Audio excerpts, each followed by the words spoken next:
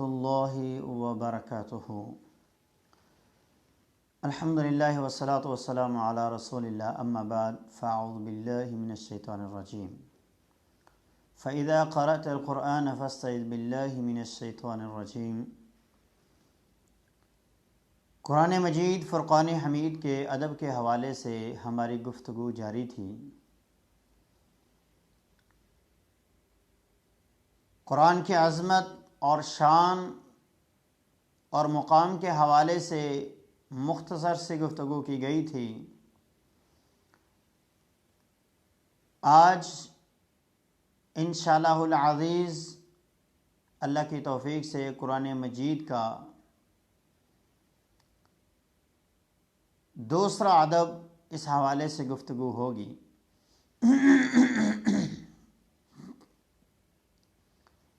قرآن مجید کو عظمت، شان اور مقام دیا جائے. دوسرا ادب یہ تھا کہ اس کو طہارت کی حالت میں چھوا جائے، باوضو ہو کے پڑھا جائے. اور آج انشاءاللہ العزیز قرآن مجید کا تیسرا ادب جو ہے اس حوالے سے گفتگو ہوگی. قرآن مجید کا یہ ادب ہے کہ جب اس کی قراءت شروع کی جائے تو اس سے پہلے تعوذ پڑھا جائے. تعوذ کے مطلب ہے پناہ مانگنا.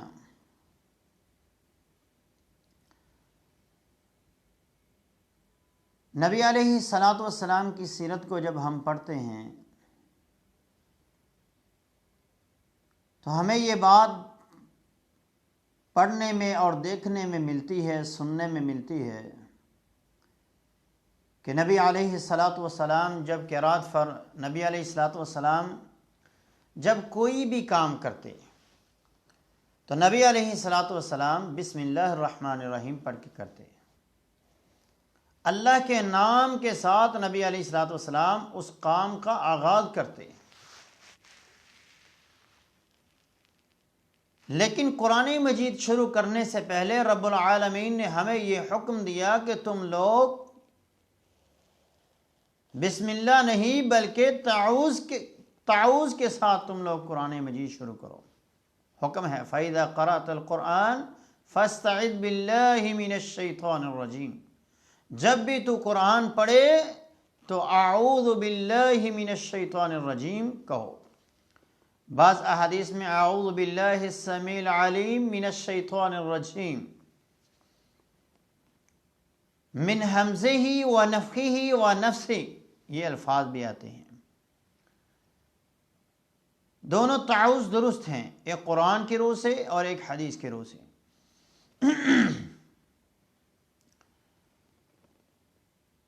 قرآن مجید فرقان حمید کو تعوذ کے ساتھ شروع کیوں کیا گیا ہے؟ اس کی ایک وجہ ہے.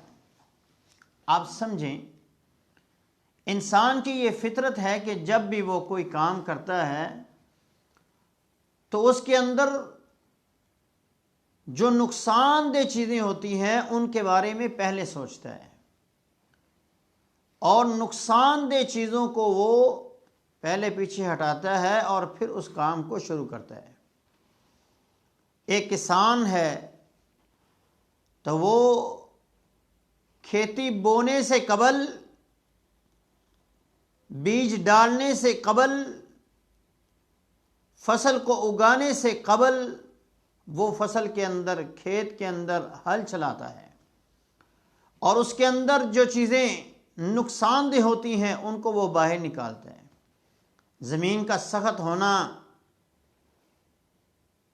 اناج اگانے کے لیے نقصان دہ ہے. پہلے زمین کو نرم کرتا ہے، اس کی سختی کو ختم کرتا ہے. پھر اس کے اندر جو جڑی بوٹیاں ہوتی ہیں نقصان دہ، ان کو سائیڈ پہ کرتا ہے. پھر اس کے اندر جو کیڑے نقصان دہ ہوتے ہیں فصل کے لیے، ان کے لیے وہ سپرے کرتا ہے، کھاد ڈالتا ہے، تاکہ وہ اپنی فصل کو ان چیزوں سے بچا سکے. قرآن مجید فرقان حمید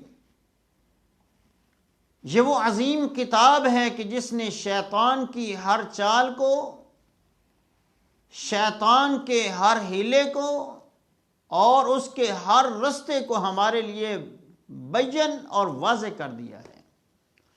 دن کی طرح روشن کر کے اس نے بیان کر دیا کہ یہ شیطان کا رستہ ہے، اس سے بچ جاؤ، یہ تمہیں جہنم کی طرف لے کے جانے والا رستہ ہے، یہ تمہارے لیے اس قدر نقصان دہ رستہ ہے کہ یہ تم کو اللہ کی دیکھتی ہوئی جہنم کے اندر پھینک دے گا۔ تو شیطان کے وہ تمام راستے اور شیطان کے وہ تمام ہیلے اور اس کی طرف سے جو سازشیں کی جاتی ہیں، اس کے جو وسواس ہوتے ہیں، اس کو جو پروپیگنڈے ہیں انسان کو گمراہ کرنے کے، وہ تمام کے تمام قرآن مجید نے واضح کر دیے ہیں۔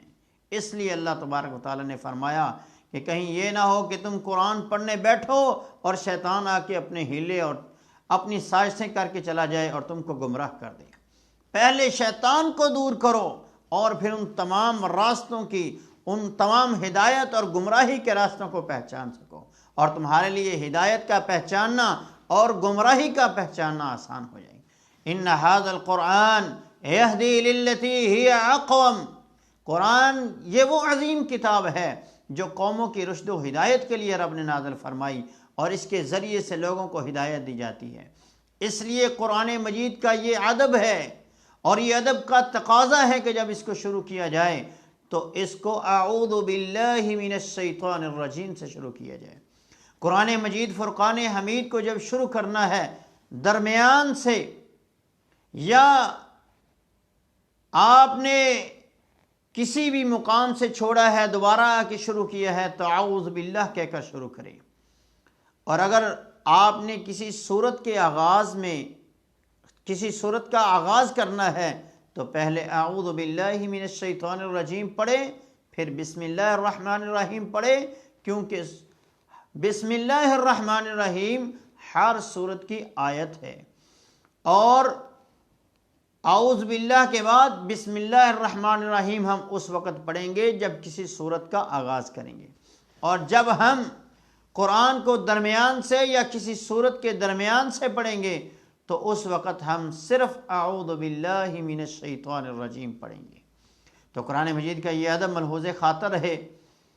میں انشاءاللہ العزیز تعوذ کے حوالے سے گفتگو کروں گا آئندہ کے دروس کے اندر، کہ صرف قرآن پڑھنے سے پہلے ہی تعوذ نہیں ہے، بلکہ کئی اور ایسے مقامات ہیں کہ جن کے اوپر نبی علیہ الصلوۃ والسلام اللہ کی پناہ مانگا کرتے تھے، اور ایک بندہ مومن کو بھی چاہیے کہ وہ قرآن مجید کے ساتھ ساتھ ان تمام دعاؤں کو اور تمام تعوذات کو یاد کرے جو نبی علیہ الصلوۃ والسلام مختلف مقامات کے اوپر پڑھا کرتے تھے۔